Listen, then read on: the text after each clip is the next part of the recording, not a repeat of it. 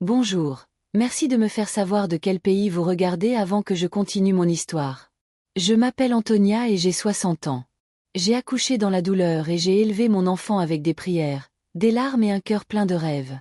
Je n'aurais jamais imaginé que ce même enfant me regarderait un jour dans les yeux et m'appellerait un fardeau. Je me souviens encore de l'odeur de son premier bain, de la chaleur de ses petits doigts enroulés autour des miens, des nuits où je la berçais pendant que le monde dormait. J'étais veuve à 38 ans. La vie ne m'a pas laissé le choix, j'ai dû me lever et me battre, avec un enfant sur le dos et une douleur dans la poitrine. Je vendais des arachides au bord de la route. Je lavais les vêtements des gens pour des pièces. J'attachais mon ventre avec du caoutchouc pour que ma fille puisse manger. Je me suis tout refusé pour qu'elle puisse avoir quelque chose. Quand elle a voulu aller à l'université, j'ai vendu la seule terre que mon mari nous avait laissée. Quand on s'est moqué d'elle parce qu'elle n'avait pas de beaux vêtements, j'ai cousu de vieux pagnes pour en faire des robes. J'étais sa mère et son père. Et j'en étais fière. Mais la semaine dernière, elle m'a regardé et a prononcé les mots que je n'aurais jamais cru entendre de ses lèvres. Maman, tu es juste une bouche de plus dans cette maison. On a déjà du mal. S'il te plaît, pars. J'ai cru qu'elle plaisantait. J'ai ri, attendant qu'elle dise qu'elle plaisantait. Mais son visage n'a pas changé. Ses yeux étaient froids, comme si j'étais juste une étrangère. Son mari se tenait à côté d'elle, silencieux. Comme un mur. Un mur inutile qui n'a jamais dit un mot pour ma défense. Je me tenais près de la porte de la cuisine, mon foulard à moitié noué, tenant un bol de soupe que je venais de leur préparer. Où devrais-je aller? Ai-je murmuré, ma gorge brûlant d'une douleur que je n'avais jamais ressentie auparavant. Elle a croisé les bras et a dit, « Tu es forte. Tu m'as toujours dit à quel point tu étais forte. Va rester chez une de tes amies de l'église ou quelque chose comme ça. On a besoin d'espace. » Je voulais crier. Je voulais lui demander où elle était le jour où j'ai saigné à l'hôpital et que personne n'avait d'argent pour le sang. Je voulais lui rappeler comment je l'avais couverte avec mon pagne sous la pluie pour qu'elle ne tombe pas malade. Je voulais lui rappeler qu'elle n'avait pas marché jusqu'à 2 ans et que je la portais partout, même avec mon mal de dos. Mais je n'ai rien dit. Ma langue était lourde. Mon cœur? Oh mon Dieu! Je suis sortie avec juste un sac en plastique. 2 robes. Un foulard. Ma Bible. C'était tout ce que j'avais. Cette nuit-là, j'ai dormi sur le sol de la maison d'une voisine. J'ai fixé le plafond et j'ai pleuré jusqu'à ce que mes os tremblent. J'avais 60 ans. Sans abri. Non désiré. Brisé.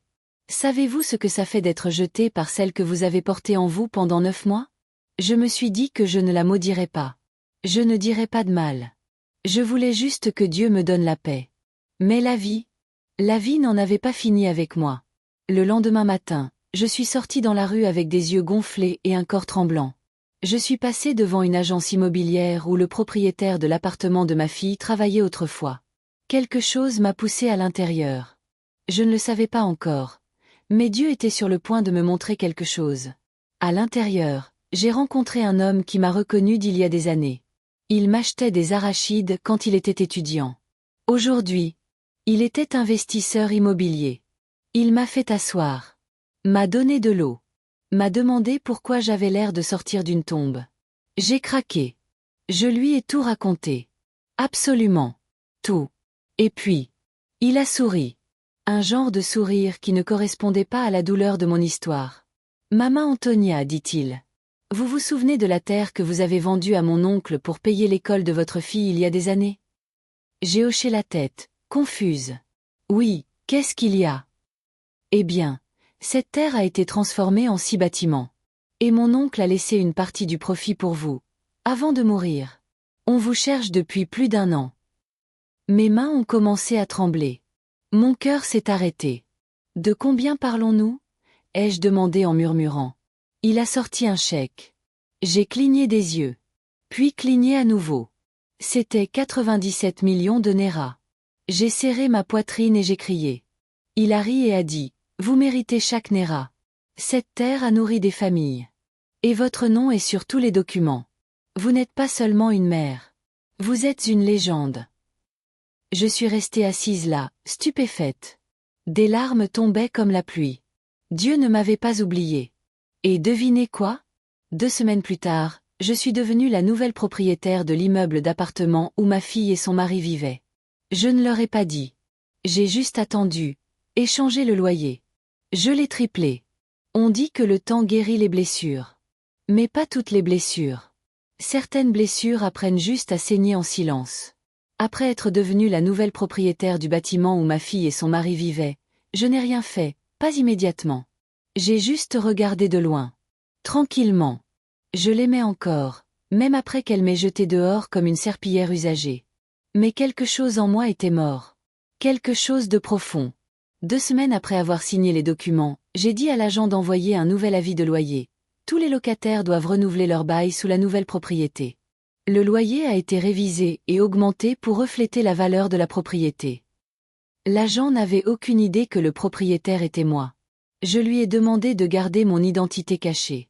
Quelques jours plus tard, les appels ont commencé à arriver. Des locataires en colère, des gens confus, certains déménageaient. Je n'ai pas bronché. Mais j'attendais un nom, Rita, ma fille. Et puis, c'est arrivé. Ce lundi matin, j'étais assise dans la petite cantine d'une amie où j'aidais parfois à servir la nourriture juste pour rester occupée. Le soleil était chaud. Mon dos était mouillé de sueur. Puis je l'ai vue. Rita. Traversant la rue. Son visage était bouffi. Son bébé attaché sur son dos. Son mari marchant à côté d'elle, clairement frustré. Elle ne m'a pas vue. Mais j'ai regardé chaque pas qu'il faisait. Ils sont entrés dans l'agence immobilière de l'autre côté de la rue, la même où j'avais obtenu mon miracle. Mon ami m'a poussé du coude, « N'est-ce pas ta fille ?» J'ai souri faiblement. « Pas aujourd'hui. » Quand ils sont sortis, l'expression sur le visage de son mari disait tout. Il était en difficulté. Et cela ne me donnait aucune joie. Le lendemain soir, quelque chose s'est passé que je n'attendais pas. Vers 18 heures, quelqu'un a frappé à ma porte. J'avais déménagé dans un petit appartement tranquille dans un autre quartier. Rien de tape à accent grave-l'œil. Juste la paix. J'ai ouvert la porte. C'était elle. Rita. Ma fille. Elle ne ressemblait pas à la femme fière qui m'avait mise dehors 2 semaines auparavant. Elle avait l'air plus petite. Plus mouillée. Plus silencieuse. Maman. A-t-elle murmuré. Je n'ai pas dit un mot. Ma gorge s'est serrée immédiatement. L'odeur de son enfance m'a frappée. Poussière, savon et larmes. Elle a laissé tomber son sac et s'est mise à genoux. Maman, s'il te plaît, pardonne-moi. Je ne savais pas. J'étais en colère. J'étais fatiguée. Les choses étaient difficiles. On vient d'avoir un nouveau bébé et Daniel se plaignait toujours. Des larmes ont coulé sur ses joues comme la pluie en juillet. Elle a pris mes mains. Ils ont augmenté notre loyer. De beaucoup. On ne peut pas se le permettre. On pense même à déménager dans une seule pièce. Je voulais dire quelque chose. N'importe quoi. Mais ma langue refusait de bouger. Elle a pleuré plus fort. On n'aurait pas dû te mettre dehors. J'étais stupide. Maman, s'il te plaît. J'étais toujours silencieuse. Parce qu'à ce moment-là, j'ai réalisé quelque chose de plus profond. Elle ne savait pas que j'étais la nouvelle propriétaire. Elle pensait qu'elle me suppliait de la reprendre. Mais j'étais celle à qui elle devait maintenant le loyer. La vie était assise de l'autre côté de la table, servant la même nourriture qu'elle m'avait donnée.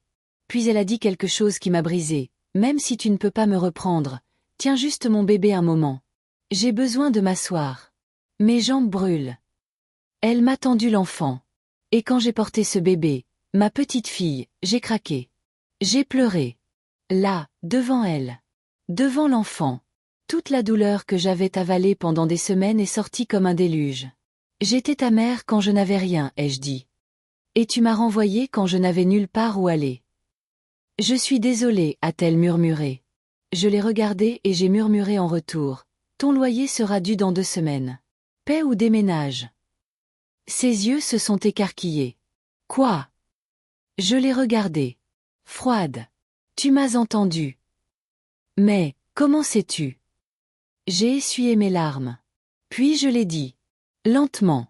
Je suis la nouvelle propriétaire de ce bâtiment. Sa mâchoire est tombée. Ses genoux ont fléchi. Non, ce n'est pas possible, tu mens. J'ai tendu le bébé et j'ai sorti le document officiel. Son nom et son numéro d'appartement encerclé. La prochaine fois, n'appelle pas ta mère une bouche supplémentaire. Parce qu'un jour, cette même bouche pourrait te nourrir. Elle est tombée au sol et a crié. Ma fille ne s'est pas relevée du sol. Elle est restée assise là, tremblante, pleurant, tenant son enfant fermement contre sa poitrine comme quelqu'un qui a peur que le bébé disparaisse. Elle répétait sans cesse une phrase comme une cassette cassée. Maman, s'il te plaît, ne me fais pas ça. Mais je ne lui faisais rien. Elle l'avait déjà fait, à moi. 2 fois. D'abord quand elle m'a mise dehors. Puis quand elle a essayé de revenir. Pas parce que je lui manquais, mais parce qu'elle avait besoin d'aide. Je me suis assise tranquillement sur la chaise en bois à côté de la porte. La regardant. Mes yeux étaient rouges mais secs. Mon cœur, lourd, confus, déchiré entre l'amour maternel et le souvenir de la douleur. Puis son mari est entré. Il n'a pas frappé. Il n'a pas salué. Il est juste entré comme quelqu'un entrant dans une banque pour récupérer de l'argent oublié. Quand il m'a vu, il s'est arrêté. Son visage a changé. Oh, tu es là. C'est tout ce qu'il a dit. Pas d'excuses. Pas de salutation. Pas de honte. Je l'ai regardé. Toujours pas de manière, Daniel? Ai-je demandé calmement. Tu entres toujours chez les gens sans frapper. Il a regardé sa femme, ma fille, comme s'il s'attendait à ce qu'elle le défende. Elle ne l'a pas fait. Il a croisé les bras et s'est appuyé contre le mur. On a juste besoin d'un endroit où rester pendant quelques jours. Ou au moins une dispense sur la nouvelle augmentation de loyer. C'est trop. Je voulais rire. Une dispense? Le même homme qui n'avait pas levé le petit doigt pour m'aider à porter mes sacs quand ils m'ont mise dehors? Maintenant il voulait une faveur? Je me suis levée. J'ai pris la casserole vide posée près de l'évier. Je l'ai tendue. Cette casserole est mon cœur. Pendant des années, elle était pleine d'amour, de nourriture, de protection et de sacrifice pour votre femme. Mais maintenant, j'ai retourné la casserole. Vide. Maintenant, il n'y a plus rien à donner. Daniel a ricané. Tu es dramatique, Maman Antonia. Ce n'est pas une question de fierté. C'est une question de survie. Je l'ai regardé droit dans les yeux. Non. C'est le karma. Il a secoué la tête, a pris sa fille des bras de Rita et a dit « On s'en va. C'est inutile. » Il est sorti en trombe. Ma fille est restée sur le sol, ses mains tremblant. « Maman, tu es tout ce que j'ai maintenant. S'il te plaît, ne me laisse pas dehors avec un enfant. » Je n'ai rien dit. Parce que je n'avais plus de mots. Mais juste avant qu'elle parte, elle a déposé une lettre sur ma table et a murmuré « J'ai écrit ça avant de venir. Je ne savais pas si tu ouvrirais même la porte. » Puis elle est partie. J'ai attendu que le soleil se couche. Puis j'ai ouvert la lettre. Elle était écrite de sa main, tremblante, précipitée, tachée de larmes. « Maman, je sais que je t'ai déçue. Je ne mérite pas ton pardon. Mais je veux que tu saches la vérité. Je ne t'ai pas renvoyé parce que je te détestais. Je l'ai fait parce que Daniel a menacé de me quitter. Il a dit que c'était soit toi, soit lui. J'avais peur de perdre mon mariage. Je pensais que tu comprendrais. Mais j'ai choisi le mauvais côté. Et j'en paie le prix. Il me trompe. Il crie. Il m'insulte. Chaque jour. Et maintenant, il voit quelqu'un d'autre. Je ne sais même plus comment te faire face. Mais si tu peux trouver dans ton cœur, s'il te plaît, aide-moi à recommencer. Même si ce n'est pas sous ton toit. J'ai laissé tomber la lettre. Mon corps tremblait. Pas de colère. Mais de douleur. Elle ne m'avait pas trahi par méchanceté. Elle m'avait trahi par peur. Et maintenant, elle était piégée. Dans un mariage brisé. Sans aide. Et un deuxième enfant en route. Oui. Elle était encore enceinte. Et je savais quelque chose qu'elle ne savait pas. Daniel avait déjà rencontré les agents pour quitter l'appartement. Il prévoyait de la laisser derrière. Et elle ne le savait pas. La nuit où j'ai lu cette lettre, je n'ai pas pu dormir. Mes yeux revenaient sans cesse à la dernière ligne. Il me trompe. Il crie. Il m'insulte. Et maintenant il voit quelqu'un d'autre. Ma fille. Ma propre chair et mon sang, qui m'avait jeté dehors pour être une bouche supplémentaire, était maintenant celle qui pleurait pour être sauvée d'un homme qu'elle avait choisi à ma place. Je ne savais pas si je devais être en colère, ou pleurer. Mais quelque chose en moi disait, découvre la vérité par toi-même. Alors, j'ai fait quelque chose que je n'aurais jamais pensé faire. Je me suis déguisée. J'ai emprunté un uniforme de femme de ménage de la cantine où je travaillais. Une longue robe, des pantoufles usées, un foulard qui couvrait la moitié de mon visage. Je ressemblais à n'importe quelle vieille femme ordinaire marchant dans les rues avec sa douleur cachée dans sa poitrine. J'ai attendu devant leur immeuble le lendemain matin, caché par un petit kiosque qui vendait des plantains grillés. 7h42, Daniel est sorti, portant une eau de Cologne assez forte pour annoncer sa méchanceté. Mais il n'était pas seul. Une jeune fille est sortie derrière lui. Jolie. Taille fine. Rouge à lèvres rouges comme du sang. Elle portait le pagne de Rita, celui que je lui avais donné il y a des années comme cadeau de mariage. Mon cœur a cogné contre ma poitrine. Elle l'a embrassé sur la joue. Juste là. Devant le portail. Devant le monde. Daniel a ri. Il a tenu sa taille comme si rien n'avait d'importance. La fille a dit, « Elle est toujours à l'intérieur. » Daniel a répondu, « Ouais, elle est encore malade. Probablement en train de pleurer. Elle pleure beaucoup ces jours-ci. Elle est faible. » Puis il a ajouté quelque chose que je n'oublierai jamais, « J'attends juste qu'elle accouche. Puis j'en ai fini. » La fille a ri. Daniel a ri. J'ai pleuré. Mais j'ai pleuré en silence. Comme toute mère qui saigne dans son âme mais l'essuie avec force. Je les ai suivis. De loin. Ils sont descendus vers la même agence immobilière. La même que j'avais utilisée pour acheter le bâtiment. Je me suis approché. Faisant semblant de balayer la rue. Faisant semblant de ne pas entendre. Mais mes oreilles étaient affamées. Fais la lettre rapidement, a dit Daniel à l'agent. Je veux la faire sortir dès que le bébé naît. J'amène quelqu'un d'autre. L'agent a levé un sourcil. Et votre femme? Elle sait. Daniel a encore ri. Elle n'a pas besoin de savoir. Elle existe juste. À ce moment-là, j'ai vu rouge. Pas parce qu'il l'avait traitée de faible. Mais parce que j'ai vu la vérité derrière les yeux de Rita maintenant. La douleur qu'elle portait, le poids sur son dos, et la raison pour laquelle elle ressemblait à une ombre d'elle-même. Elle mourait lentement, et je n'avais même pas remarqué. Je voulais entrer, enlever mon déguisement et le gifler si fort qu'il en oublierait son nom. Mais je ne l'ai pas fait. Au lieu de cela, je suis parti. Tranquillement. Mais à l'intérieur de moi, je préparais quelque chose. Quelque chose de silencieux. Mais mortel. Cette nuit-là, j'ai écrit ma propre lettre. À l'agent immobilier.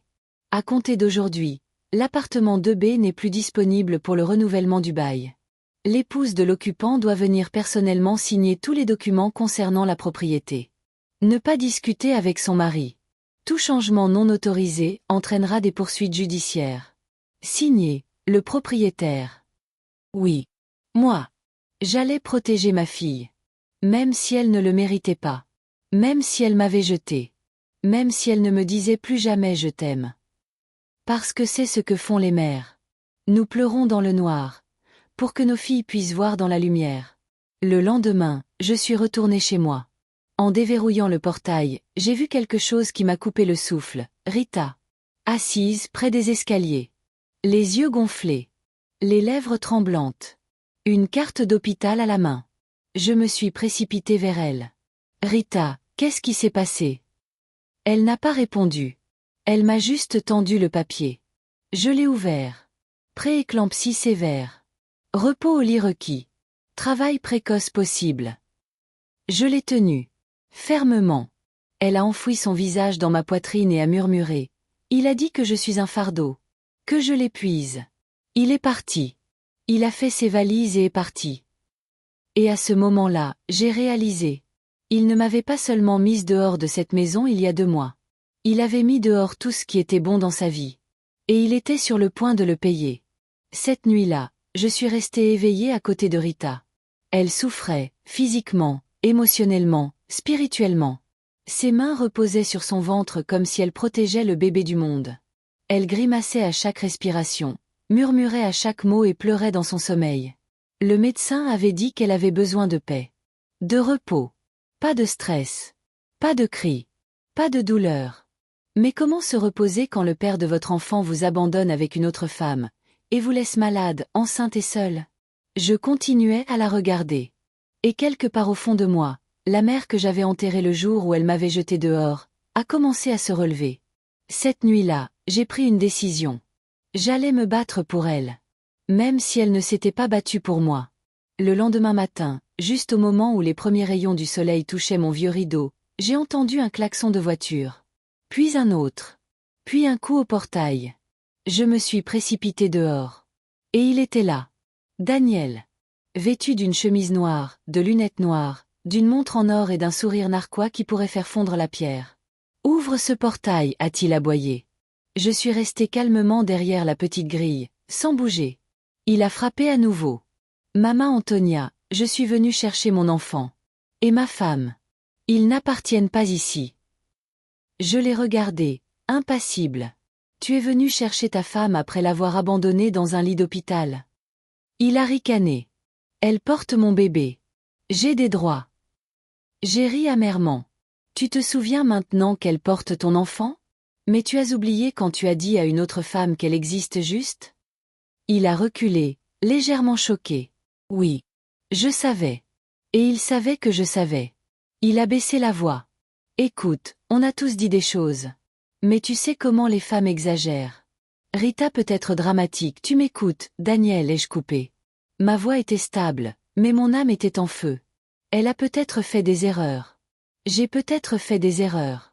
Mais si tu penses que tu la toucheras encore, ou que tu prendras ce bébé, tu verras un côté de moi que même Dieu n'a jamais vu. » Il s'est rapproché d'un pas. « J'irai à la police. Je leur dirai que tu la retiens contre sa volonté. » J'ai souri. « Fais-le.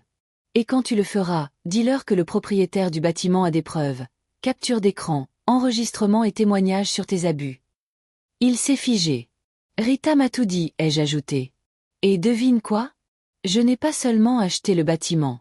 J'ai aussi parlé à un avocat, un qui croit que tu ne devrais être nulle part près d'elle ou de l'enfant. » Le masque de Daniel s'est fissuré. Pour la première fois, j'ai vu la peur dans ses yeux. Pas parce que j'étais bruyante. Mais parce que j'étais silencieuse. Calme. Préparée. Il a enlevé ses lunettes noires. « Maman Antonia, s'il te plaît. Ne traînons pas ça. Je veux juste récupérer ma famille. » J'ai ouvert légèrement le portail et je suis sortie. Je me suis tenue juste devant lui. Et j'ai murmuré, « Tu n'as jamais voulu une famille. Tu voulais le contrôle. » Puis j'ai pointé vers la rue. « Pars. Avant que j'oublie que j'ai élevé des enfants mieux que toi. » Il s'est retourné lentement, est allé à sa voiture et est parti sans un mot de plus. Mais je savais que ce n'était pas fini. Daniel n'abandonne jamais si facilement. 2 nuits plus tard. Je faisais la lessive quand j'ai entendu Rita crier. J'ai tout laissé tomber et j'ai couru. Elle tenait son ventre, criant de douleur.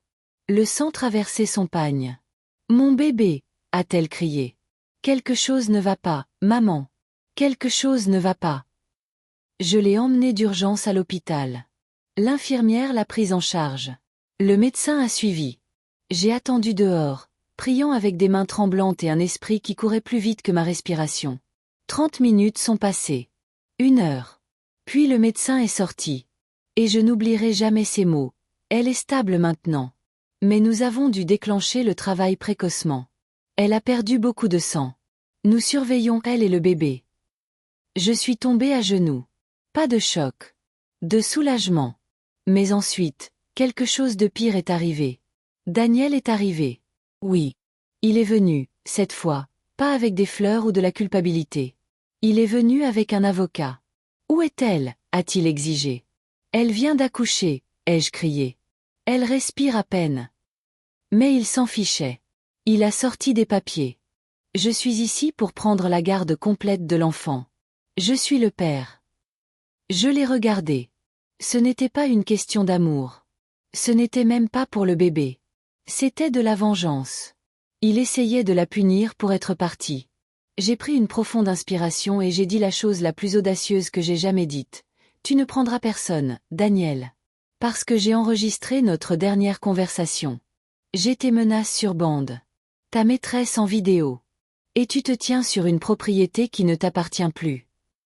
Je me suis tournée vers l'avocat à côté de lui. Votre client, ai-je dit, est en train de violer une propriété privée. Veuillez l'escorter dehors avant que j'appelle la sécurité. L'avocat de Daniel l'a regardé, confus. Vous m'avez dit qu'elle était instable, que vous étiez toujours mariés, qu'il n'y avait pas d'abus. Daniel n'a rien dit. Parce que pour la première fois, Il n'avait plus rien. Et moi? J'avais tout. Cette nuit-là, je me suis assise au chevet de ma fille. Elle était faible, pâle, mais vivante. Et à côté d'elle se trouvait une petite fille, peau rose, yeux endormis, petits poings serrés comme si elle était prête à combattre le monde. J'ai touché le bras de Rita. Elle a ouvert les yeux lentement. Il est venu, a-t-elle murmuré. A-t-il pris le bébé? J'ai secoué doucement la tête. Non, mon enfant. Il ne l'a pas prise. C'est toi qui l'as prise. Je me suis assise tranquillement à côté du lit d'hôpital, regardant ma fille dormir avec le petit enfant allongé à côté d'elle. Elle avait l'air si innocente, paisible. Rien à voir avec la tempête qu'elle venait de traverser. Le bébé s'est tortillé doucement et a laissé échapper un petit cri. Mon cœur a fondu. J'avais vu beaucoup de bébés dans ma vie. Mais celui-ci portait des générations de douleur, d'amour et d'histoires inachevées dans son petit souffle. Je me suis penchée plus près et j'ai murmuré. Tu es en sécurité maintenant, petite. Tu es en sécurité. À ce moment-là, Rita s'est agitée.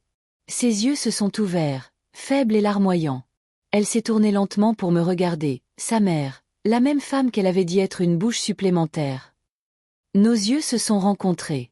Pendant un moment, nous nous sommes juste regardés. Pas de mots. Pas de son. Juste 1000 souvenirs non dits flottant entre nous. Puis, avec des lèvres tremblantes, elle a murmuré. Je veux l'appeler. Antonia. J'ai cligné des yeux. Qu'est-ce que tu as dit? Elle a avalé. Antonia. C'est ton nom, maman. Je veux qu'elle le porte. Je ne savais pas si je devais pleurer, rire ou tomber par terre. Tout ce que j'ai pu dire était « Pourquoi ?» Elle a tenu ma main faiblement et a dit « Parce que tu es la raison pour laquelle je suis encore en vie. Et elle aussi est en vie. Je pensais que je n'avais pas besoin de toi, maman. Mais au moment où la vie m'a frappée, j'ai réalisé que tu étais la seule qui se tenait vraiment debout. » Des larmes sont tombées de mes yeux comme un robinet cassé. Mais juste au moment où je pensais que mon cœur avait guéri, elle a dit quelque chose qui m'a complètement brisée. Maman, si je meurs, promets-moi que tu l'élèveras. Élève-la mieux que tu ne m'as élevée. S'il te plaît. Je me suis figée. De quoi parles-tu, Rita? Tu ne vas pas mourir, mais elle a serré ma main plus fort. Maman, j'ai vu la mort hier soir. Je l'ai sentie. Elle m'a murmuré à l'oreille. Si quelque chose m'arrive, s'il te plaît, ne la laisse pas traverser ce que j'ai traversé. Ne la laisse pas se sentir abandonnée. Ne la laisse pas grandir en pensant que l'amour d'un homme est tout ce dont elle a besoin pour survivre. J'ai craqué. Je suis tombée sur sa poitrine, sanglotant incontrôlablement. Arrête, ai-je supplié. Arrête de parler comme ça. Tu vivras. Tu l'élèveras toi-même. Tu lui enseigneras de tes propres mains. Mais même en disant ces mots, je pouvais le sentir. Sa force s'estompait. 2 heures plus tard, le médecin est entré avec plus de résultats. Elle est stable, mais il y a une hémorragie interne. Nous faisons tout ce que nous pouvons.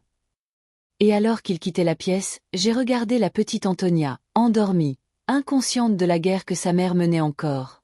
Je me suis penchée plus près d'elle et j'ai murmuré. Je m'en fiche de ce qu'il faut. Je me battrai. Je crierai. Je supplierai. Mais personne ne t'enlèvera. Ni la mort. Ni Daniel. Ni même le temps. Le lendemain matin, Rita s'est réveillée en pire état. Ses yeux étaient enfoncés. Sa peau pâle.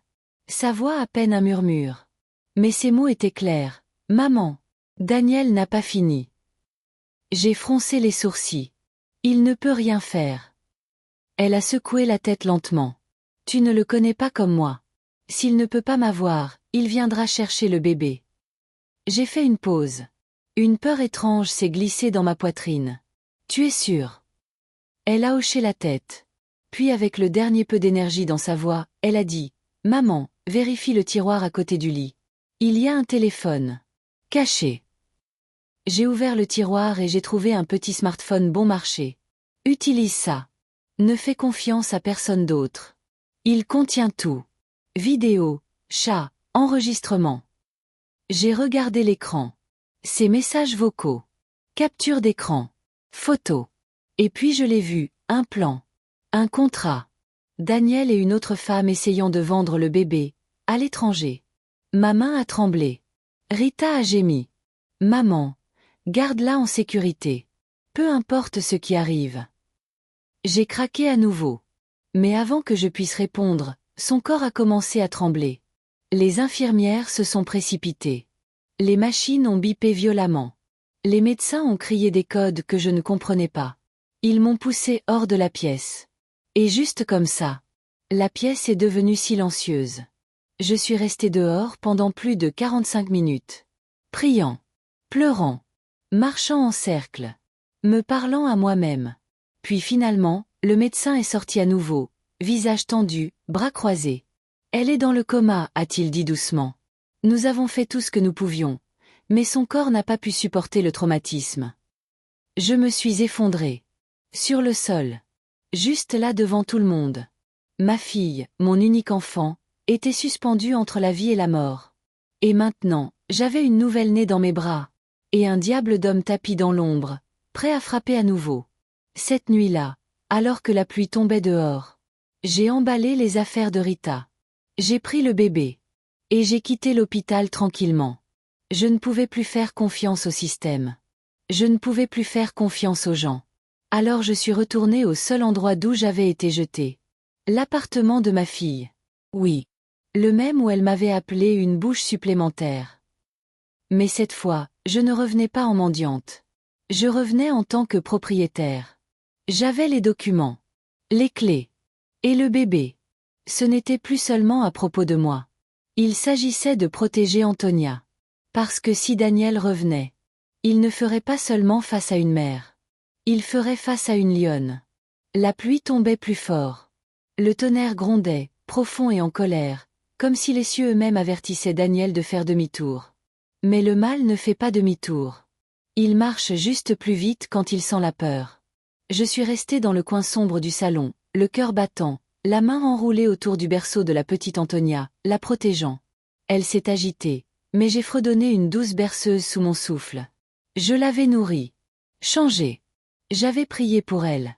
Maintenant, nous attendions. Un son doux a tranché le silence. Cric. La porte arrière. Pile à l'heure. J'ai fermé les yeux pendant une longue seconde. Dieu, que ce soit la fin de sa méchanceté. S'il te plaît. Puis j'ai entendu ses pas. Il ne se dépêchait pas. Il était confiant. Arrogant. Comme un homme entrant dans une maison qu'il croyait posséder. Et pourquoi pas? Il s'en était toujours tiré avec tout. Il avait charmé ma fille dans un mariage dont elle ne pouvait pas s'échapper. Il l'avait retournée contre moi. Puis il l'avait abandonnée quand elle avait perdu son emploi et avait failli perdre la raison. Et maintenant, alors que son corps gisait inconscient dans un lit d'hôpital, il voulait voler la seule chose innocente qui restait. Il pensait que j'étais faible, vieille, facile à déjouer. Ce soir, il apprendrait le contraire. Sa voix est venue soudainement, basse et pleine de venin. Où est la vieille femme? Et le petit rat? Je n'ai pas répondu. Il s'est approché. J'ai vu son ombre s'étirer sur le sol. Il est entré lentement dans le salon. Mais juste avant qu'il n'atteigne le berceau, quelque chose a cliqué dehors. Lampe de poche. Mouvement. Botte. Puis, bang. La porte d'entrée s'est ouverte brusquement. Police. Ne bougez pas. Daniel s'est retourné. Trop tard. Ils l'ont plaqué au sol. Il a crié. Donné des coups de pied. Craché. Hurlé des mensonges. Elle ment. Ce bébé est à moi. Ce bébé est à moi. Je suis sortie dans la lumière, tremblante. Pas de peur. De soulagement. J'ai tendu mon téléphone à l'un des officiers et j'ai dit « Écoutez les enregistrements. Chacun d'entre eux. » Sa voix a rempli la pièce. La voix froide et méchante d'un homme planifiant de vendre son propre enfant.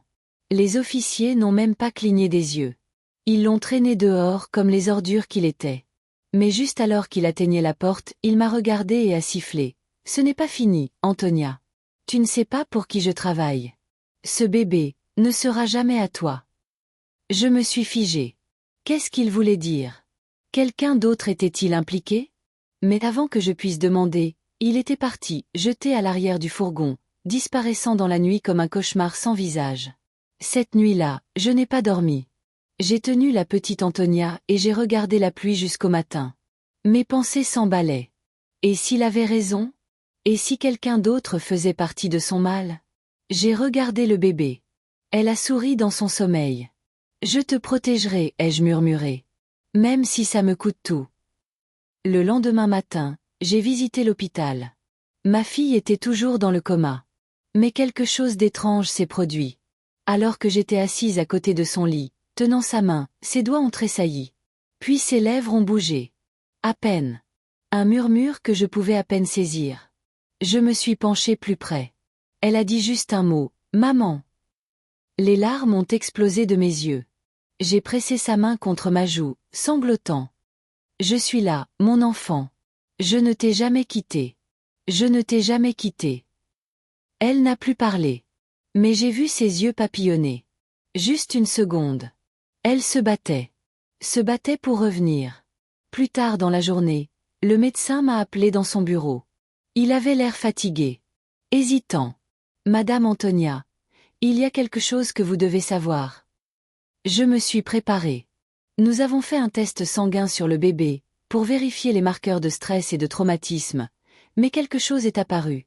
Quelque chose d'inhabituel. Qu'est-ce que c'est? Ai-je demandé, ma voix tremblante. Selon nos résultats, Daniel n'est pas le père du bébé. J'ai haleté. Quoi? Ce n'est pas possible, il a épousé ma fille. Ils vivaient ensemble. Il a secoué la tête lentement. Je ne connais pas toute l'histoire. Mais d'après l'ADN, Daniel n'a aucun lien biologique avec cet enfant. La pièce a tourné. J'avais l'impression de tomber. Qui alors? De qui était l'enfant que je tenais? Était-ce pour ça que Daniel la voulait si désespérément? Que savait-il que j'ignorais? Je suis sortie du bureau en titubant, l'esprit en course, des questions martelant ma tête. Ma fille, qu'est-ce que tu me cachais? Pourquoi ne m'as-tu rien dit? Que s'est-il passé avant le coma? J'avais besoin de réponses. Et une seule personne pouvait me les donner. La personne allongée silencieuse dans ce lit d'hôpital. Mais juste au moment où j'ai atteint sa porte, elle était grande ouverte. Et son lit était vide. Le couloir de l'hôpital semblait soudain trop long, trop bruyant, trop peu familier. Mes pieds se sont figés. Mes oreilles bourdonnaient. Le lit d'hôpital de ma fille était vide. Les draps étaient froissés. Le pied à perfusion était légèrement renversé sur le côté. Mais il n'y avait pas de sang. Pas de cris. Pas de lutte. Juste, parti. Et puis je l'ai vu. Un papier plié sur le lit, adressé d'une écriture tremblante, à la seule femme qui m'a vraiment aimé correctement, maman. Mon cœur s'est arrêté. Je l'ai ramassé, mes mains tremblant. J'ai ouvert la note lentement, et en la lisant, mes genoux ont fléchi. Maman, si tu lis ceci. Alors j'ai finalement trouvé la force de me réveiller. Mais pas le courage de te faire face. Je ne sais pas par où commencer. Mais l'homme que tu as vu avec moi. Daniel. Il n'est pas le père de mon enfant. Il n'est même pas l'homme que j'aimais. Il était le piège dans lequel je suis tombée quand le vrai père a disparu. La vérité est. Antonia était une erreur que j'avais peur d'admettre. Elle vient d'un moment dont je n'ai jamais parlé à personne. Pas même à toi. Et Daniel savait. Il a toujours su. C'est pourquoi il m'a puni. Je voulais qu'Antonia soit innocente. Je ne savais pas qu'il essaierait de l'emmener. Je suis désolée pour tout ce que je t'ai dit. Tu n'as jamais été un fardeau. J'étais juste trop fière pour laisser ma propre mère me voir échouer. Tu m'as tout donné, et je t'ai mise dehors pour être une bouche supplémentaire dans une maison qui se serait effondrée sans toi. Maman, si quelque chose m'arrive, élève Antonia comme la tienne. Protège-la de tous les monstres que je n'ai pas pu. Je suis partie chercher le vrai père. Je veux juste des réponses avant qu'il ne soit trop tard. Si je ne reviens pas, dis à Antonia que je l'aimais. Et dis-lui qu'elle avait la grand-mère la plus forte du monde. Ta fille, Amélia. La lettre est tombée de mes mains. Je suis tombée à genoux juste là dans la chambre d'hôpital. Une infirmière s'est précipitée. Je ne pouvais pas respirer. Je ne pouvais pas parler. Elle est partie. Ai-je murmuré. Qui, madame? Ma fille. Elle est partie. Elle est partie. Mais quelque chose dans cette note ne collait pas. Ma fille était à peine consciente hier. Comment aurait-elle pu sortir? Personne ne l'a vue partir? Pas de vidéosurveillance? Aucune infirmière n'a remarqué? Ou quelqu'un l'aidait-il à s'échapper? C'est alors qu'une pensée étrange m'a frappé comme la foudre. Et si Daniel n'était pas le seul à nous surveiller? Et si quelqu'un d'autre contrôlait tout? Je me suis précipitée chez moi avec la petite Antonia dans mes bras, son souffle chaud calmant ma folie. Mais quand je suis entrée dans la maison, j'ai remarqué quelque chose d'étrange. Le petit cadre photo sur l'étagère avait été retourné. Un fil rouge était attaché autour de la poignée du réfrigérateur. Et quelqu'un avait ouvert mon tiroir, celui où je cachais les documents de location. Ils avaient été touchés, déplacés. Quelqu'un était venu ici. Juste à ce moment-là, mon téléphone a sonné. C'était d'un numéro privé. J'ai répondu. Madame Antonia, a dit une voix grave. Je sais ce que vous avez fait. Tripler le loyer, acheter cette maison, embarrasser le mari de votre fille. Qui est-ce? Ai-je coupé, le cœur battant. Disons simplement. Je représente les gens qui n'aiment pas ce que vous avez fait. Et votre petite fille? Elle est le prix. Clic, l'appel s'est terminé. J'ai regardé la petite Antonia. Elle m'a regardé avec les mêmes yeux que sa mère avait enfant. Innocente. Confiante. Inconsciente de la guerre autour d'elle. Je l'ai serrée fort contre ma poitrine. Ils pensent que je suis faible parce que je suis vieille. Ils pensent que je vais supplier parce que j'ai été mise dehors. Ils ne savent pas que je possède la maison dans laquelle ils sont assis. J'ai regardé la pile de clés et de papiers de propriété sur mon bureau. Le bâtiment dont ma fille m'avait mise dehors? Oui, je l'ai acheté avec le dernier argent de ma retraite.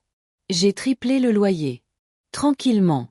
Je ne l'ai pas fait par vengeance. Je l'ai fait pour survivre. Pour me relever de la honte. Mais maintenant, je n'avais pas le choix que d'utiliser ce même pouvoir pour riposter. Je n'avais pas mis les pieds dans cette maison depuis le jour où ma fille m'avait humiliée. La même maison où je m'asseyais autrefois à la table à manger pour nourrir Antonia de ses bananes écrasées, où je frottais les sols, faisais bouillir la soupe, tenais des prières la nuit. La même maison d'où j'avais été traînée, avec ma dignité ne tenant qu'à un fil. Mais aujourd'hui, je suis revenue avec une clé qu'ils ne savaient pas que je possédais. La porte arrière a grincé doucement quand je suis entrée. Je n'avais pas besoin de lumière. Ma mémoire de cette maison était plus nette que la douleur qu'ils avaient laissée dans mon cœur. Tout était calme, jusqu'à ce que j'entende des voix. De la cuisine. 2 personnes. J'ai avancé sur la pointe des pieds, juste assez pour entendre sans être vue. Elle viendra ramper bientôt, a dit une voix d'homme. Ils le font toujours quand ils réalisent que personne ne viendra les sauver. C'était Daniel. Et si elle ne le fait pas? A demandé une femme, mâchant quelque chose bruyamment. Alors on officialise. On dit qu'elle a abandonné son bébé. Aucun tribunal ne discutera avec ça. On demandera la garde, on fera de l'enfant le nôtre, et cette maison sera de nouveau à notre nom avant la fin de l'année. Et ensuite? La femme a gloussé. On vend l'endroit. On partage le profit. Elle ne saura même pas ce qui l'a frappée. J'ai haleté silencieusement. Mais ce qui m'a achevé n'était pas la trahison. C'était la voix de la femme. Cassandra. La meilleure amie d'Amélia. Sa soi-disant sœur d'une autre mère. Celle qui prétendait toujours qu'elle mourrait pour elle. Mes genoux ont failli fléchir. J'ai couvert ma bouche avec ma paume pour empêcher un cri de sortir. Il complotait pour voler ma petite fille. Pour effacer ma fille complètement. Utiliser son absence. Fabriquer une histoire. Réclamer la propriété. Et la petite Antonia était là pas. Je me suis accrochée au mur pour rester debout. Je te dis, elle est probablement déjà morte, a murmuré Daniel, riant froidement. Et même si elle ne l'est pas, qui s'en soucie? Cet enfant est un billet pour tout ce qu'on a toujours voulu. Cassandra a ricané comme un démon. Toi? Un père? S'il te plaît. Tu peux à peine supporter les pleurs du bébé. Je ne veux pas le bébé. Je veux l'argent et ce putain de bâtiment. Il a jeté quelque chose sur la table. Probablement un papier ou un plan. J'ai déjà contacté cet avocat. Une fois qu'on a une fausse déclaration d'abandon, l'enfant est à nous. Je me suis retournée et je suis sortie précipitamment, silencieuse comme un fantôme. Chaque pas était imprégné de rage, de chagrin et d'un feu que je n'avais pas ressenti depuis des décennies. Ils pensaient que j'étais faible. Ils pensaient que j'étais finie. Ils ne savaient pas que je possédais le toit au-dessus de leur tête. Ils cuisinaient la trahison dans ma cuisine. Complotant un vol d'enfants sur ma propriété. Je suis arrivée chez moi, respirant fort, les yeux brûlants. J'ai pris la petite Antonia, je l'ai tenue contre ma poitrine comme un bouclier d'amour. Elle a roucoulé doucement, souriant avec des yeux endormis. Des larmes ont glissé sur mes joues. Pas seulement pour Amélia, mais pour chaque mère qui a donné toute sa vie à un enfant, pour être jetée comme de la nourriture périmée. Ils ne savaient pas encore de quoi j'étais capable. Mais ils étaient sur le point de le découvrir. Parce que je n'allais pas seulement me battre pour ma petite fille. J'allais détruire tout ce qu'ils avaient construit sur des mensonges. Et cette fois, je ne frapperai pas poliment à la porte. Ça a commencé par un coup au portail. 3 coups forts. Puis le silence. Je connaissais ce genre de frappe, audacieuse, sans peur, sans honte. J'ai jeté un coup d'œil à travers le rideau et je les ai vus. Daniel. Cassandra. Et une femme en tailleur bleu marine. Ils se tenaient devant mon portail comme s'ils possédaient le sol sur lequel ils se tenaient. Je n'ai pas ouvert. Au lieu de cela, j'ai regardé Cassandra remettre un dossier à la femme en tailleur. Elle a hoché la tête, a griffonné quelque chose et est partie. Au moment où j'ai ouvert le portail quelques minutes plus tard, une enveloppe blanche était posée sur le sol. Convocation au tribunal. Déposée contre moi. Les accusations? Garde illégale d'un enfant. Enlèvement possible. Environnement inadapté pour un mineur. Mes oreilles bourdonnaient. Mes jambes s'affaiblissaient. Mais quelque chose en moi murmurait. Lève-toi, Antonia. Ce n'est pas là que tu tombes. J'ai appelé mon amie Ijoma. Elle était greffière dans un cabinet d'avocats il y a des années. Femme intelligente. Langue acérée aussi. Elle est arrivée 40 minutes plus tard, à scanner les documents avec un froncement de sourcils et à siffler. C'est faible. Très faible. Mais si tu ne réponds pas rapidement, ils gagneront par silence. Elle a pointé la date d'audience, dans 3 jours. Ils étaient rapides. Ils avaient un plan. Mais moi aussi. Parce que ce qu'ils ne savaient pas, c'est que quand j'ai acheté la maison il y a des mois, je n'ai pas seulement signé des documents. J'ai tout enregistré. L'agent. Les reçus de paiement. L'enregistrement auprès de la commission foncière. Même la clause cachée qui me donnait pleine autorité pour ajuster le loyer et expulser les locataires sans préavis. Pourquoi? Parce que je savais qu'un jour comme celui-ci pourrait arriver. Jour de l'audience au tribunal. Je me suis habillée en blanc. Pas parce que je n'avais rien de noir, mais parce que le blanc était propre. Audacieux. Paisible. Et puissant. Je suis entrée dans cette salle d'audience tenant une enveloppe brune. À l'intérieur? Chaque document dont ils ne savaient jamais qu'il existait. Daniel et Cassandra étaient assis sur le banc opposé. Il avait l'air suffisant. Elle avait l'air trop confiante. La petite Antonia était assise sur mes genoux, buvant paisiblement son lait. J'ai embrassé son front. Tu ne grandiras jamais en te demandant si quelqu'un s'est battu pour toi. Quand le juge a demandé à Daniel de parler, il s'est levé et m'a dépeinte comme une folle. Elle a pris l'enfant sans permission. Elle est ta mère. Elle essaie de détruire ma vie. Nous demandons la garde complète de ma fille, ta fille? Les yeux coupés avant même que le juge puisse m'arrêter. Ma voix était calme. Mais la salle d'audience a changé. Peux-tu dire à la cour son groupe sanguin, Daniel? Ai-je demandé. Il a cligné des yeux. Excuse-moi. L'enfant. Ta fille, comme tu dis. Quel est son groupe sanguin? Il a bégayé. Puis le silence. Peux-tu dire à la cour le nom de l'hôpital où elle est née? Ai-je insisté. Plus de silence. Le juge s'est penché en avant. Monsieur Daniel, répondez-lui. Il ne pouvait pas. Parce qu'il n'était pas le père. Et ce n'était que le début. Je me suis levée. J'ai ouvert mon enveloppe brune et j'ai commencé à parler lentement. D'abord, j'ai déposé le certificat d'hôpital signé par Amélia avant qu'elle ne disparaisse, me donnant tous les droits en tant que soignante de la petite Antonia. Ensuite, j'ai déposé les papiers de propriété de la maison. À mon nom. Daté. Enregistré. Le juge a levé les yeux. Vous êtes la propriétaire. Oui, votre honneur. J'ai acheté la maison avec ma pension après avoir été mise dehors par les mêmes personnes qui prétendent que je suis instable. Je n'avais pas fini. J'ai déposé des preuves audio de la conversation que j'avais enregistrée devant la cuisine, celle où Daniel et Cassandra prévoyaient de prendre le bébé, vendre la maison et simuler un abandon. La salle d'audience était silencieuse. On aurait pu entendre une épingle tomber. Le visage de Cassandra s'est vidé. Daniel avait l'air d'avoir avalé de l'eau bouillante. Le juge a soupiré. Puis il a prononcé des mots que je n'oublierai jamais. Cette affaire n'aurait pas dû voir une salle d'audience. Mademoiselle Antonia, vous avez prouvé être le seul adulte ayant le bien-être de l'enfant à l'esprit. Le tribunal vous accorde la garde complète de la petite Antonia, et ordonne une ordonnance restrictive contre les défendeurs.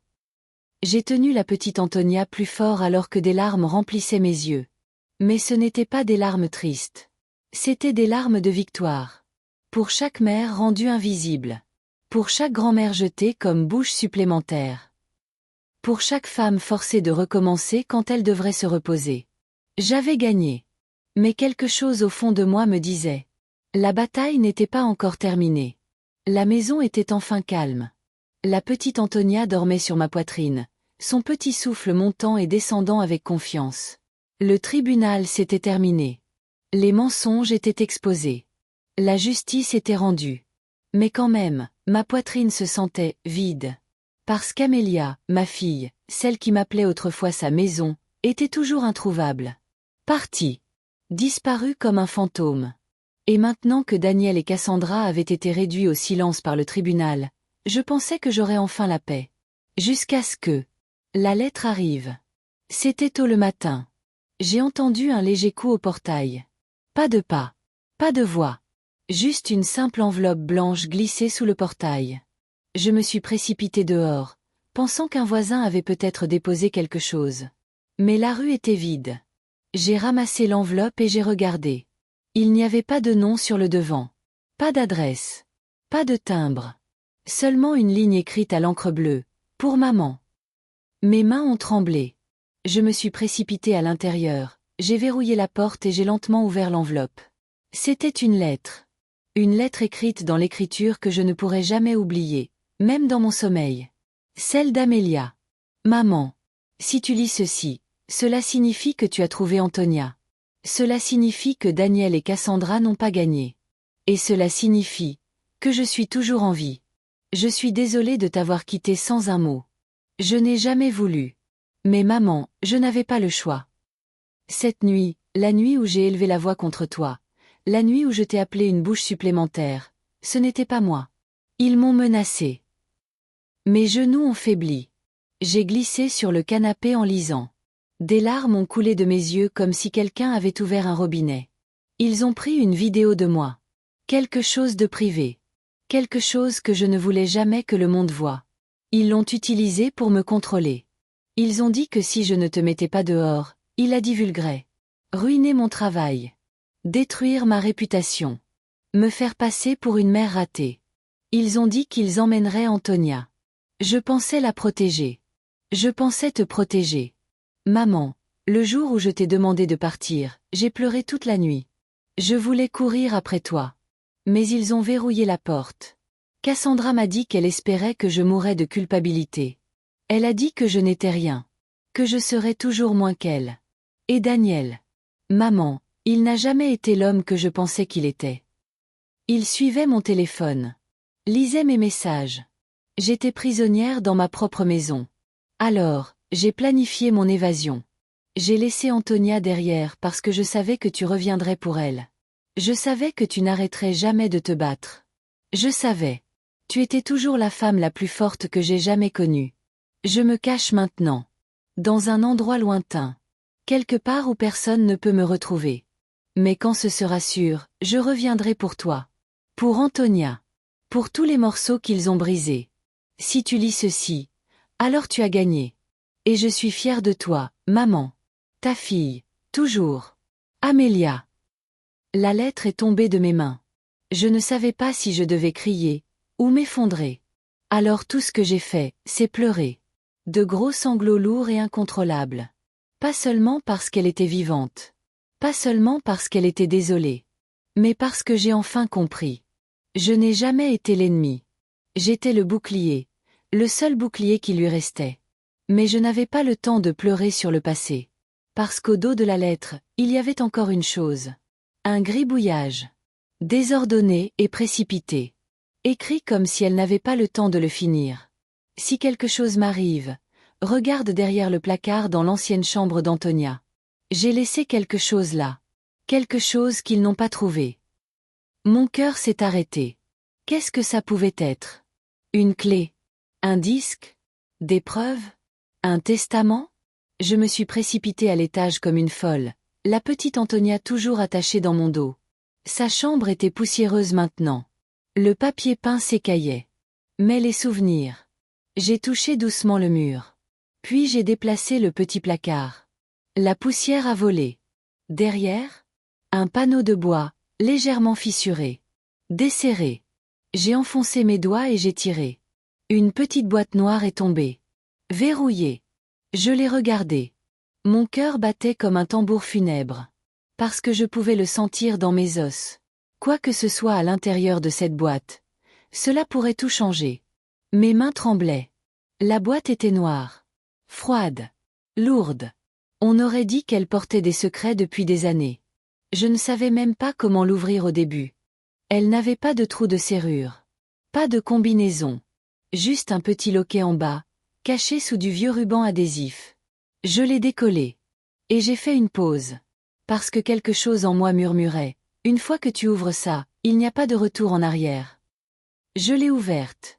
À l'intérieur, il y avait 3 choses. Une clé USB. Un paquet d'argent enveloppé dans du tissu. Et une photo déchirée. J'ai pris la photo en premier. C'était Amélia. Enceinte. Seule. En blouse d'hôpital. En train de pleurer. Mais il y avait quelqu'un à côté d'elle. Une femme. Portant des gants. Une infirmière? Non. Je me suis penchée plus près. Et mon cœur s'est arrêté. C'était Cassandra. Oui. Cassandra. En uniforme d'hôpital. Tenant fermement le bras d'Amélia comme un gardien tient un prisonnier. Que faisait-elle là? J'ai retourné la photo. Et écrit à l'encre délavée étaient les mots. Elle a dit qu'elle travaillait là. Mais c'est elle qui m'a fait l'injection. Je n'ai jamais rien signé. Maman, ils m'ont forcé. J'ai eu le vertige. Je me suis assise sur le sol froid, la photo toujours dans mes mains tremblantes. Amélia m'avait dit qu'elle avait perdu sa première grossesse à cause du stress. Mais ça, ce n'était pas du stress. C'était de l'abus. De la tromperie. Du contrôle. Et Cassandra, la soi-disant meilleure amie de ma fille, était au centre de tout. J'ai ouvert la clé USB. Je l'ai branchée sur mon vieil ordinateur portable. Il y avait des vidéos. Des enregistrements secrets. Des clips de caméras cachées. Des images de l'intérieur de la maison, probablement filmées avec une caméra stylo ou un téléphone qu'elle cachait sous les meubles. Et ce que j'ai vu m'a brisé. Vidéo 1. Daniel et Cassandra se disputant dans la cuisine. Daniel. Elle craque. Cassandra. Elle pleure tous les soirs. Cassandra. Laisse-la pleurer. Plus elle devient faible, plus c'est facile de la faire partir. Daniel. Et le bébé? Cassandra. Souriant narquoisement, il y a des herbes pour ça. Tu dois juste briser sa volonté. Daniel. Et sa mère? Cassandra. On va l'affamer. L'appeler inutile. Amélia la jettera elle-même. Fais-moi confiance. J'ai fermé l'ordinateur portable d'un coup sec. Je ne pouvais pas regarder plus. J'avais envie de crier à travers les murs. J'avais envie de briser tous les verres de la pièce. J'avais envie d'arracher mon cœur pour les avoir laissés s'approcher de ma fille. Mais au lieu de cela, j'ai pleuré. J'ai pleuré comme seule une mère pleure. Le genre de pleurs qui contient rage, honte, chagrin et impuissance, tout en un seul souffle. Ils ont brisé ma fille. Ils l'ont humiliée. Manipulée. Et m'ont utilisée comme le dernier clou dans son cercueil. Mais quand même. Elle a trouvé un moyen de se battre. Même cachée, elle a planté ses preuves. Cette vérité. Elle m'a fait confiance pour finir ce qu'elle ne pouvait pas. Et maintenant je le ferai. J'ai pris la clé USB. J'ai marché en ville. Directement au bureau d'une femme pour qui je nettoyais autrefois les sols. Son nom était Madame Lydia Sharp, une avocate avec le cœur d'une lionne. Je lui ai tout remis. Elle a regardé les vidéos. Elle a lu la lettre. Elle a vu la photo. Et quand elle a eu fini, elle m'a regardé avec du feu dans les yeux. Nous n'allons pas seulement chercher la garde ou le loyer cette fois, dit-elle. Nous poursuivons pour abus émotionnel, faute médicale, tentative de coercition et expulsion illégale. Nous allons brûler la toile qu'ils ont tissée autour de votre fille. Mais juste au moment où je pensais que c'était la fin du rebondissement. Le lendemain, un homme est venu frapper. D'âge moyen. Voix douce. Il s'est présenté comme Monsieur Denny, un membre du personnel de l'hôpital où Amelia avait accouché. Il a dit qu'il avait entendu parler des vidéos et voulait aider. Puis il a lâché une bombe. Cassandra ne travaille pas seulement dans le domaine de la santé. Elle a utilisé de faux diplômes pour infiltrer différents hôpitaux. Elle a déjà fait ça, à d'autres femmes. Il y a une enquête en cours. Mais si les preuves de votre fille sont réelles, elle est sur le point de faire tomber quelque chose de beaucoup plus gros que nous le pensions. Je suis restée là, figée. Ma fille, mon Amélia, avait touché sans le savoir un monstre plus gros que nous l'imaginions. Mais elle n'a pas reculé. Même quand ils l'ont réduite au silence. Même quand ils l'ont menacée. Même quand ils m'ont utilisée contre elle. Elle s'est quand même battue. Et maintenant, je finirai la guerre. Pour Amélia. Pour la petite Antonia. Pour chaque mère qui a été appelée une bouche supplémentaire. On dit que la vengeance est douce. Mais quand votre vengeance contient la vérité, la justice et les larmes d'une mère, elle n'est pas seulement douce. Elle ressemble à la liberté. Le jour du tribunal est arrivé. Et cette fois, je ne me suis pas assise dehors sur une chaise en plastique, invisible, ressemblant à un vieux fardeau sans voix.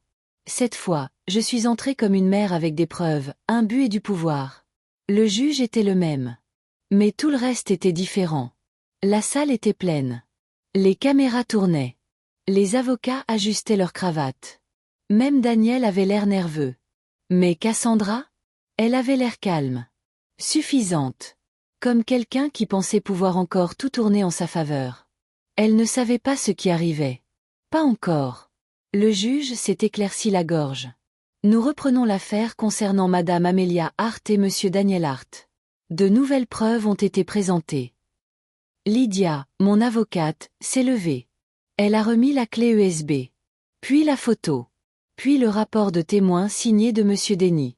Mais ce n'est que lorsqu'elle a dit « Et enfin, votre honneur, nous avons un témoin surprise, dont le témoignage changera complètement cette affaire. » Que la salle d'audience s'est tendue. Tout le monde s'est tourné. Et quand la porte s'est ouverte, le visage de Cassandra s'est figé. C'était comme si son âme avait quitté son corps. Parce que la femme qui est entrée était quelqu'un que Cassandra ne s'attendait jamais à revoir. Sa propre sœur aînée. Son nom était Belinda. Grande, belle et rien comme Cassandra. Elle avait des cicatrices sur le bras. Et une histoire enfouie derrière ses yeux. Mais elle est entrée avec courage, et a pris la barre. Et ce qu'elle a dit, a rendu la salle d'audience silencieuse. Il y a 10 ans, Cassandra travaillait avec une femme nommée Élise. Elle menait un plan cruel.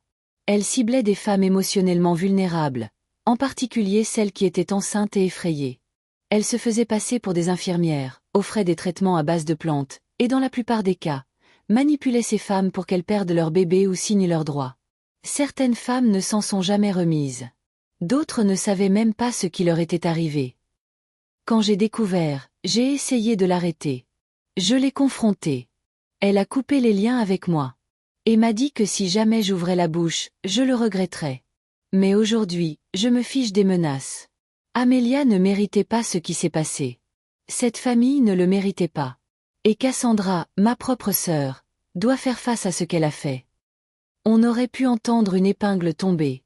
Cassandra s'est levée soudainement et a crié. Elle ment. Elle a toujours été jalouse de moi. C'est un piège. Mais le juge a levé la main.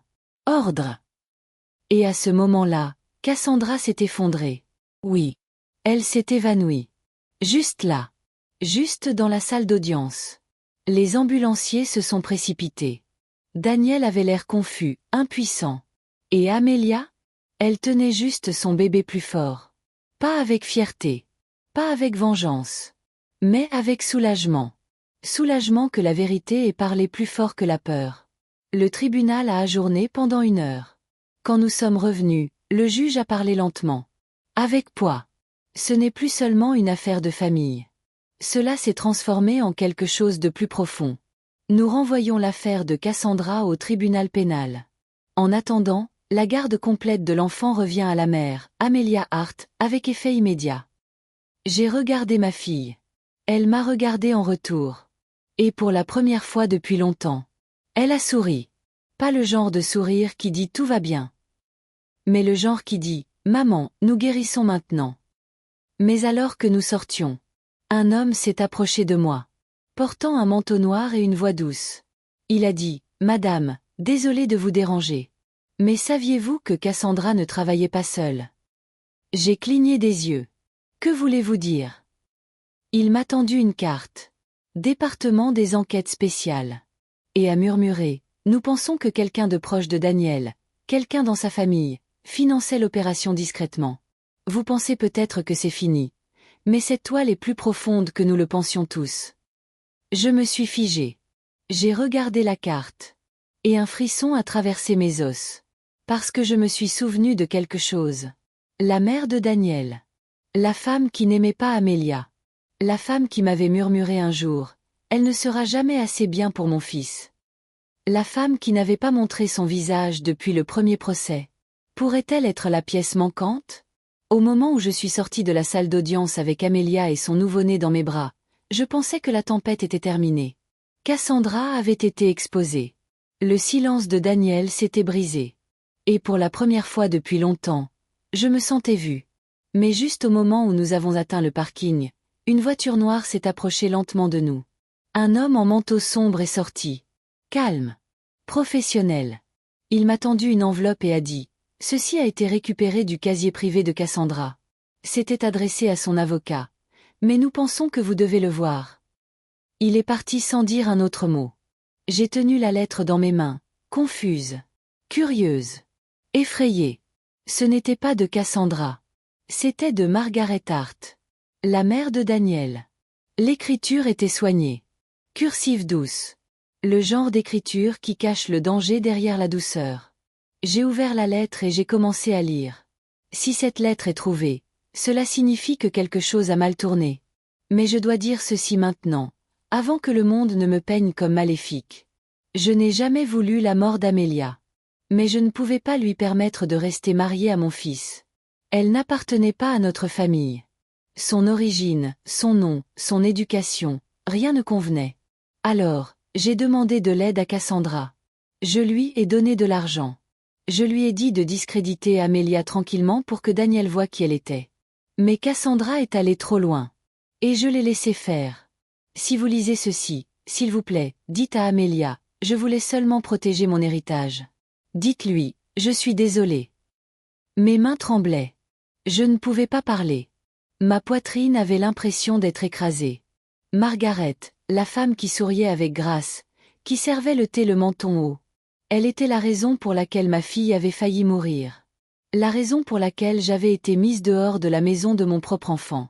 La raison pour laquelle j'ai été appelée une bouche supplémentaire. Et maintenant elle disait désolée?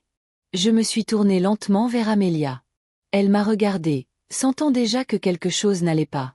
J'ai passé la lettre à Lydia, notre avocate. Elle l'a lue et s'est figée. C'est une preuve, a-t-elle murmuré. Nous allons plus loin. Elle ne peut plus se cacher derrière son nom de famille. Avant même que je puisse répondre, une autre voiture s'est arrêtée à côté de nous. Cette fois, ce n'était pas n'importe qui. Le père de Daniel est sorti.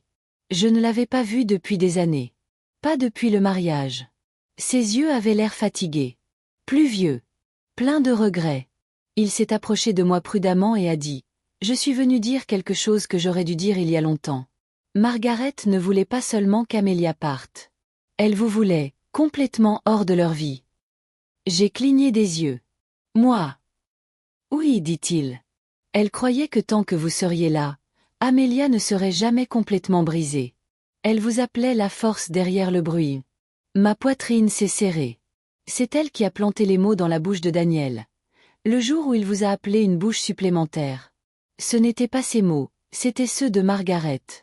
Il n'était que sa marionnette. Cette phrase m'avait hanté pendant des mois. Tu n'es qu'une bouche supplémentaire. Maintenant je savais que ce n'était même pas réel. C'était planté. Scénarisé. Froid. La douleur en moi s'est tordue plus profondément. Mais cette fois, je n'ai pas pleuré. Non, je me suis tenue plus grande. Parce qu'à ce moment-là, je me suis souvenu de qui j'étais avant la honte. Avant l'expulsion. Avant le drame du tribunal. J'étais la mère d'Amelia. J'étais la femme qui avait tout donné et n'avait rien obtenu. J'étais la femme qui s'était relevée de la rue sans vengeance dans son cœur. Juste de la force. Plus tard cette nuit-là, je me suis assise dans mon salon et j'ai écrit une dernière lettre. Pas pour le tribunal. Pas pour Margaret. Pour moi-même. Un rappel que l'histoire n'était pas encore terminée. J'ai pris le téléphone et j'ai appelé mon agent immobilier. Tripler le loyer, ai-je dit. Pas de réduction. Pas d'avertissement. Cette même maison où Daniel et Cassandra restaient maintenant, la maison que j'avais achetée tranquillement après qu'ils m'aient jeté dehors, était sur le point de leur donner une leçon. Et quand le nouvel avis de loyer atterrira dans leurs mains, ils comprendront enfin. On ne jette jamais une femme qui s'est autrefois affamée pour que vous puissiez manger. Mais je n'avais pas fini. J'ai écrit une lettre de plus. À Margaret. Tu as sous-estimé une mère qui n'avait rien à perdre. Tu pensais que parce que j'étais pauvre, j'étais impuissante. Mais maintenant, la même femme que tu as essayé d'effacer, possède le bâtiment où vit ton fils. Dors bien, Margaret. Le loyer est dû. De plus d'une façon. L'avis d'expulsion a été livré un mardi matin. Pas de drame. Pas de caméra. Juste une enveloppe. Adressée à M et Madame Daniel Hart. Locataires actuels. Elle était accompagnée d'une simple ligne en bas. Loyer en retard. 7 jours restants. Cette maison où il vivait, celle d'où il m'avait mise dehors, celle où il prétendait autrefois que je n'appartenais pas, était maintenant légalement et officiellement sous mon nom. Je ne l'avais pas achetée pour être mesquine. Je l'avais achetée parce que parfois, la vie vous donne un balai pour rassembler votre dignité, morceau par morceau. Et la mienne était enfin entière à nouveau. Quand Cassandra a lu l'avis, elle a crié. Elle s'est précipitée dans le bureau immobilier. « J'ai besoin de voir le propriétaire », a-t-elle crié. Le gérant a souri. « Vous l'avez déjà vu, dit-il. Elle paie des impôts sur cette maison depuis 6 mois maintenant. Elle possède tout ce bâtiment. » Qui ? A-t-elle aboyé. La porte s'est ouverte derrière elle. Je suis entrée. Calme. Vêtue d'une robe blanche. Pas de colère. Pas de fierté. Juste la paix. Sa bouche s'est ouverte. Elle m'a regardée comme si elle avait vu un fantôme. Mais j'ai souri et j'ai dit « Bonjour, Cassandra. J'espère que vous appréciez votre séjour. » Daniel n'était pas loin derrière. Il est entré lentement. Tranquillement. Ce n'était pas l'homme fier qui m'avait dit un jour que j'étais juste une bouche supplémentaire. C'était un homme qui avait perdu son emploi, sa mère, son mariage, et maintenant, son toit. Il a regardé la lettre à nouveau. Puis moi. « Tu as acheté la maison ?» a-t-il demandé tranquillement. J'ai hoché la tête. Pourquoi ? J'ai soupiré. Parce que je n'ai jamais voulu de vengeance. Je voulais juste la paix. Mais tu m'as jeté dehors sans pitié. Tu as brisé Amélia sans excuse. Et maintenant, il est temps que tu ressentes ce que c'est de voir les portes se fermer sur toi. Il s'est assis. Épaules lourdes. J'ai tout perdu, a-t-il murmuré. Cassandra s'est tournée vers lui. Ne dis pas ça. Mais Daniel m'a regardé. Et pour la première fois, il a pleuré. J'ai cru tout ce qu'ils m'ont dit. Que Amélia n'était rien. Que tu étais un fardeau. Que l'amour avait des limites. Mais maintenant je sais, l'amour n'abandonne pas. La vraie famille ne tourne pas le dos quand c'est gênant. Je n'ai rien dit. Il m'a regardé à nouveau. Je suis désolée. Et à ce moment-là, je savais quelque chose qu'il ne savait pas. Ce n'était plus seulement à propos de moi. C'était à propos de chaque mère qui avait été humiliée. Chaque femme mise de côté. Chaque cœur brisé par les gens autour desquels ils avaient construit leur vie. Je suis sortie de la pièce. Je les ai laissés s'asseoir dans leurs conséquences. Mais dehors, quelque chose d'autre s'est produit. Alors que je sortais dans la rue, quelque chose d'inattendu a attiré mon regard. Les voisins. Vieilles femmes. Jeunes filles. Des hommes qui me regardaient autrefois de haut. Même des enfants. Ils se tenaient devant leur maison, applaudissant. La nouvelle s'était répandue. La femme qui s'asseyait autrefois sous la pluie avec un sac en plastique et des pieds gonflés était maintenant la propriétaire du bâtiment. Certains ont même pleuré.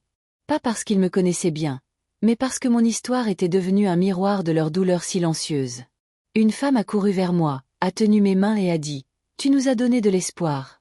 Nous pensions que des femmes comme nous ne gagnaient jamais. » Plus tard ce soir-là, je suis retournée dans mon propre appartement, celui que j'avais construit avec mon nom sur le bail, ma sueur dans les murs et ma paix dans chaque pièce. Amélia m'attendait. Elle avait son bébé dans un bras et un papier dans l'autre. Regarde ce que j'ai trouvé, a-t-elle souri. C'était un acte de propriété. Elle avait secrètement travaillé sur le transfert d'une partie de la propriété de sa propre entreprise à mon nom. Je ne savais pas comment dire merci, a-t-elle dit à travers ses larmes. Mais tu ne m'as pas seulement sauvée, maman. Tu m'as sauvée de devenir quelqu'un que je regretterais. Tu as sauvé ma voix, ma force, ma valeur. Nous nous sommes embrassés. Et à ce moment-là, la douleur a fondu. Chaque insulte. Chaque nuit où j'ai pleuré en silence. Chaque porte claquée à mon visage. Tout s'est dissous dans cette seule étreinte. Je me suis assise avec le bébé dans mes bras, le berçant lentement. Il m'a souri. Si innocent. Si plein de vie. Je lui ai murmuré.